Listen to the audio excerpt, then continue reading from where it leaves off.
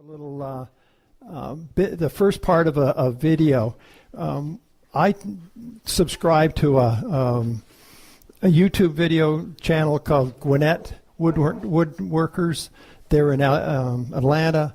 They're very much like our club. They have special interest groups in turning, scroll saw, and general kind of work. And one of the things they do, and we were talking about turned ornaments,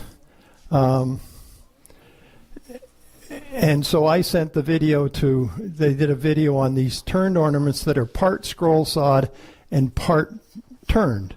And so this is why it's a two-parter. So if Dennis can, if we can start this. And what you'll see is a whole bunch of examples of ornaments. And this is a long video that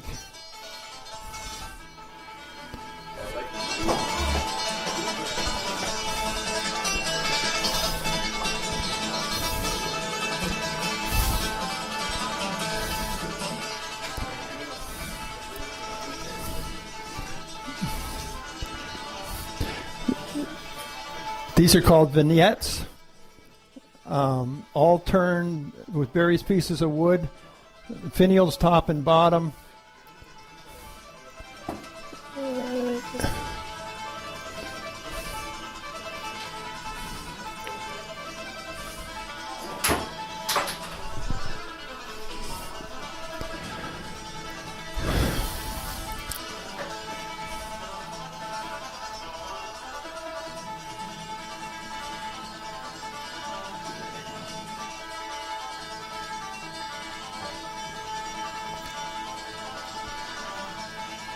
Now these are the scrolled ones, okay? And there's different sound. These aren't very good ones compared to the later ones that they do.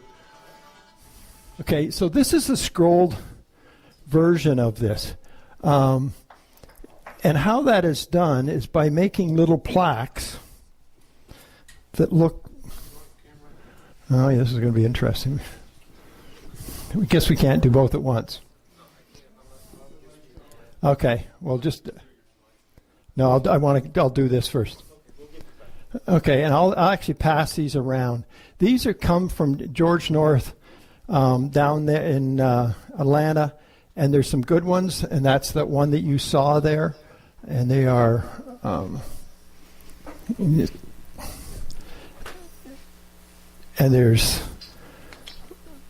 this is holly. This is aspen.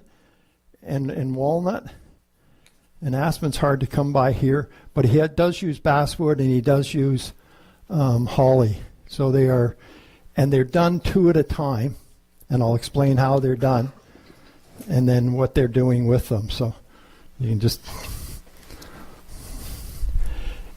and he does sell those. Okay, if anybody's really interested, they're $20 for a stack of 4, plus postage and handling, which I think is really ridiculous in price.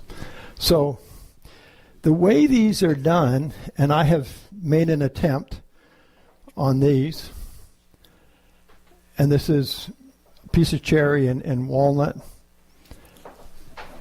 and I always thought you had to do these as a beveled inlay.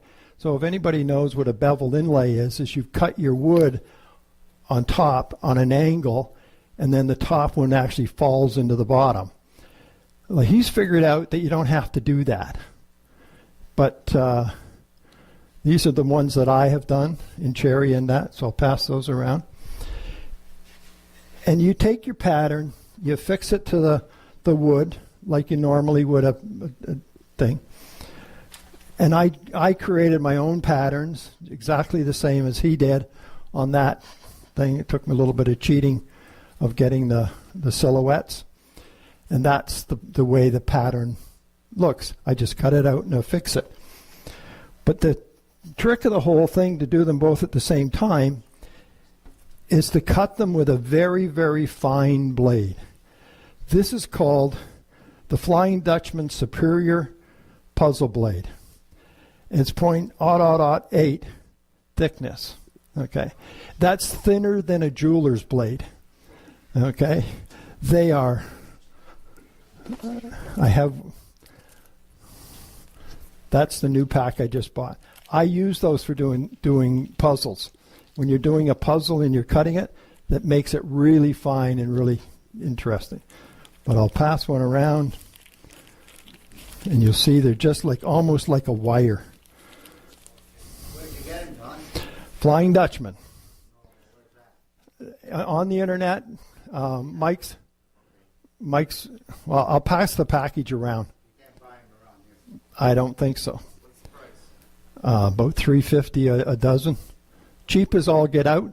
He's $3 postage and handling. He's 82 years old. He's the greatest guy in the world to deal with.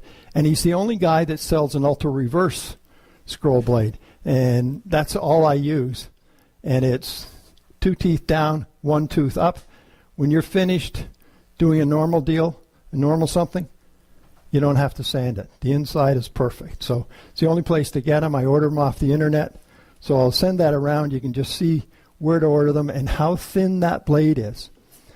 So the other thing, and I'm not going to pass this around because it'll break, that's the drill you use. That's a number 71. That's just a little bit bigger than that blade. So you drill them, you do them out at a full 90 degrees.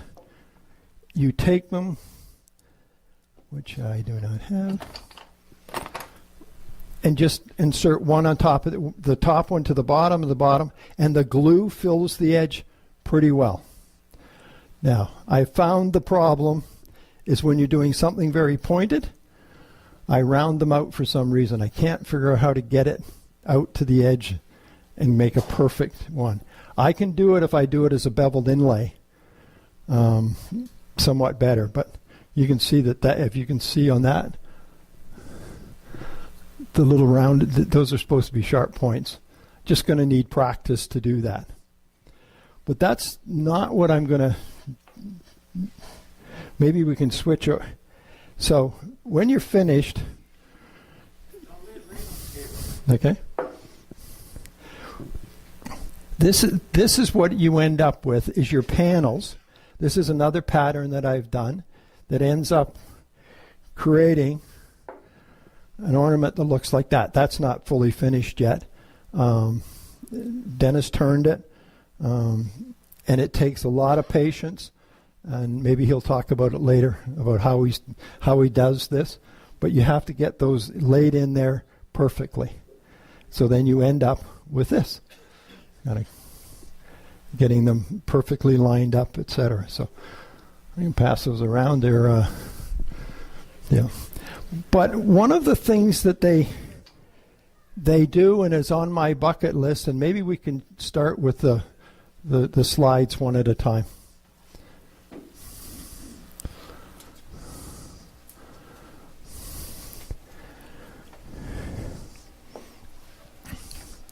Now you're not going to see me, which is good. That's that one there that we showed already, okay?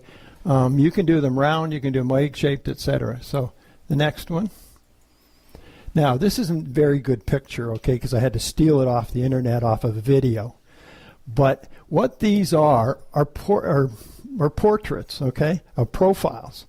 And what they're doing is they're doing heritage ones. Like you take all your grandchildren. I'm going to do one with my 2 granddaughters on 4 sides. Great. My other family that's got 3 grandsons, I'm going to do Caleb Cooper Carter and a C on the other one. And I'm going to do a couple, one for the family, one for my mother as a heritage. So this is real stuff. So if you can just click ahead one. I stole this picture off the internet. And this is why I really was hoping to do my children beforehand, but you got to get them to somehow or another get a good picture. You know, we got some photographers. You need to get a night background. You got to get that. So the next one. So this is what you want to end up with is a plaque that's about 1 5/8 by 2.5 inches high, and that portrait right in the middle, that profile right in the middle, and that will come out that way. I thought this was hard because they spend about an hour on YouTube explaining how this is done. Okay, so the next one. Now that's the picture again. I use a program called GIMP, which is free, again. And there's one command that you can do it in Elements, Photoshop Paint. I use GIMP, which is free. You say posterize, and it ends up with that. Then you go to the next one. You fill it all in with black, and guess what? You're pretty well ready to go. The only problem I can see is this up here I would have to cut out. That can't be that fine, that little thing. Other than that, I hopefully, when I come back in December, I will have both portraits and ready to go, because that's my goal for the fall. So next one. I then have a little template, drop it in the middle, and I'm ready to go. So that's next December. We'll do that. So that's the how you create ornaments using the scroll saw, and then Dennis is going to continue on. Okay, thanks to Don that got me started on this. When I looked at the, first of all, the first ones that we were doing were actually something like this. And there's no scrolling involved. And these are really quite easy to do. And I did start one of the scroll saw one. I said, the hell with that, I'm not a scroller. Never will be and never plan on being. So, and I even tried to talk some of these scrollers and getting involved, but they want no part of it. So I guess they're just a bunch of hackers. But what happened was that when we started playing with these, and I'll pass this one around. This is all this is some veneer and some stock that I've glued together, and this one's going to be 2 pinks and 2 yellows, and what they turn out to be is something like this, which is yellow, and I don't know what the outside wood is. The inside is just a piece of maple. And basically, if I have time, I'll do one of these. What happens? You put it on a 7mm pen mandrel, and you basically turn it so that you get something like this. And this one is yellow and pink. And the weight of an ornament should be maximum at 3.5 ounces, and that's the recommended weight by the AAW. They can be lighter, but they can't be any heavier than 3.5 ounces. So what happens is there's one that's partly turned, and this one's got some yellow and some brown and some maple and some padock, and there's all kinds of different woods. This might be kind of a neat one. And there's one here that's basically finished except for the finials. And once I get the finial on, if I have time, I'll show you how to do a finial as well. Oh, sorry. And then you would put a short finial on top, but you can either go either way. It really doesn't matter. And this is what you end up with. There's a finial. And there's 2 of them right here, a pink and a walnut.